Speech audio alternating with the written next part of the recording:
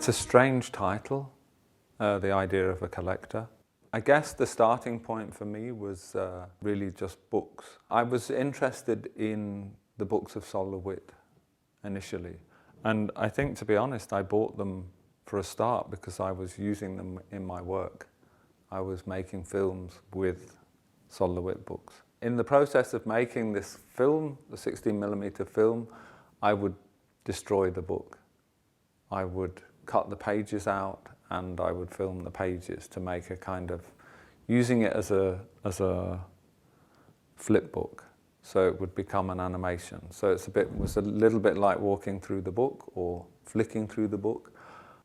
And then I stopped making the films, but I continued to buy the books. So that was really the starting point, this connection to, I guess, Sol LeWitt and his artist books. It wasn't really, I wasn't so interested in catalogues of his.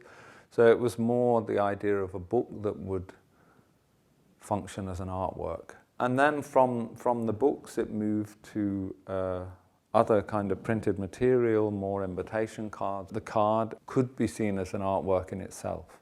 So there were ones that Robert Barry did. You were invited to the gallery, but it was closed. So the card stood in for the exhibition. There are 3 of those cards, and I spent a long time trying to get those 3 cards.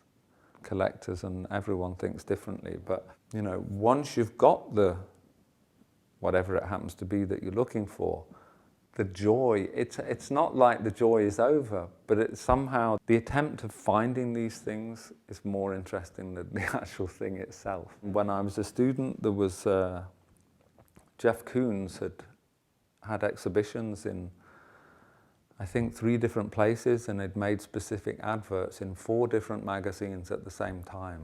And I remember as a student in the art school library looking at the magazines and comparing the adverts in the magazines and not thinking at the time I could buy these magazines for like £5 or however much it was and have them, all 4 of them.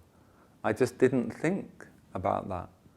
So I guess 30 years later, I started this process of trying to get the magazines. And it really took about a year to find the people that had one specific flash art that just didn't appear to be available anywhere.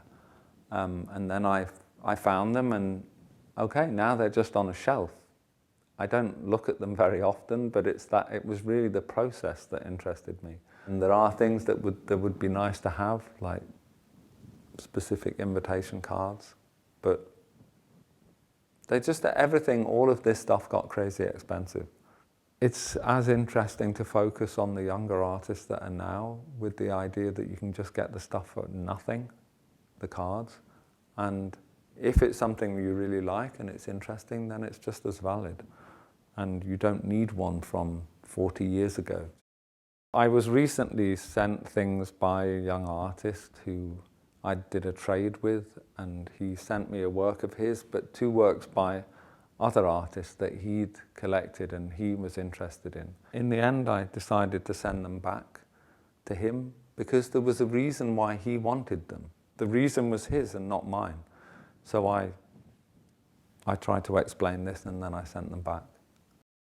Martin Kippenberger, and his kind of work appealed to me when I was a student and still does now. And I was always interested in the editions. One specifically was a wooden telephone. This was 1990, and he made one in wood to kind of make fun of these people, I think.